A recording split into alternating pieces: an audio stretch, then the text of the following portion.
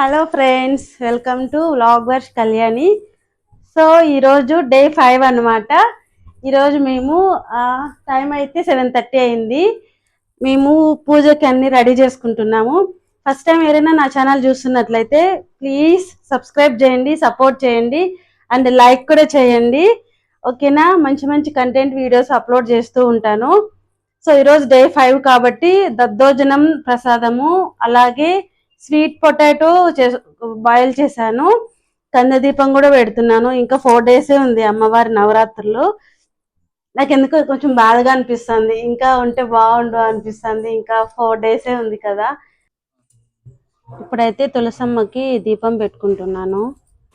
First తులసమ్మకి దీపం పెట్టేసినాక తర్వాత మనం డైలీ నిత్య పూజ చేసుకుంటాం కదా, ఆ దీపం కూడా పెట్టేసినాక తర్వాత వారాహి అమ్మకి పూజ చేసుకుంటాను.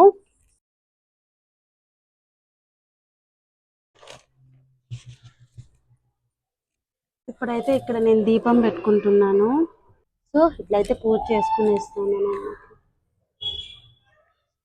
మనం డైలీ చేసుకుంటాం కదా నిత్య పూజ, అక్కడ కూడా పూజ అయితే చేసుకునేస్తాను.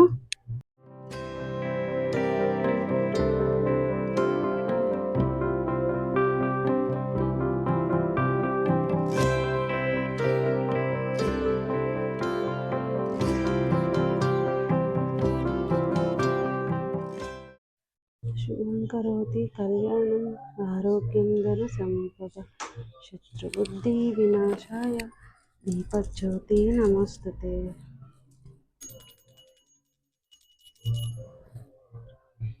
ఇవి స్వీట్ పొటాటో, ఇది కందగడ్డ దీపం అమ్మవారికి బాగా ఇష్టం కదా. సో ఇవి రెండు కూడా రెడీ చేసుకున్నా. నెక్స్ట్ దద్దోజనముకు కూడా రైస్ కుక్ అయిపోయింది. ఇప్పుడు అది కూడా పోపు పెట్టుకునేసేయాలి.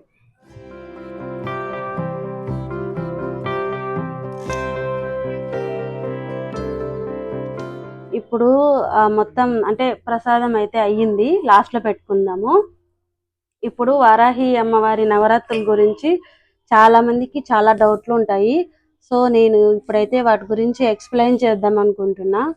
కొంతమంది అఖండ దీపం పెట్టుకోవచ్చా, కలశం పెట్టుకోవచ్చా అంటే, కలశము లేని వాళ్ళు అదే ఆనవాయితీ లేని వాళ్ళు పెట్టుకోవచ్చా పెట్టుకోకూడదా అని ఉంటాయి కదా. అవి ఏమి లేకపోయినా పూజ చేసుకోవచ్చండి. నేనైతే కలశం కూడా పెట్టుకోలేదు, అఖండ దీపం కూడా పెట్టుకోలేదు.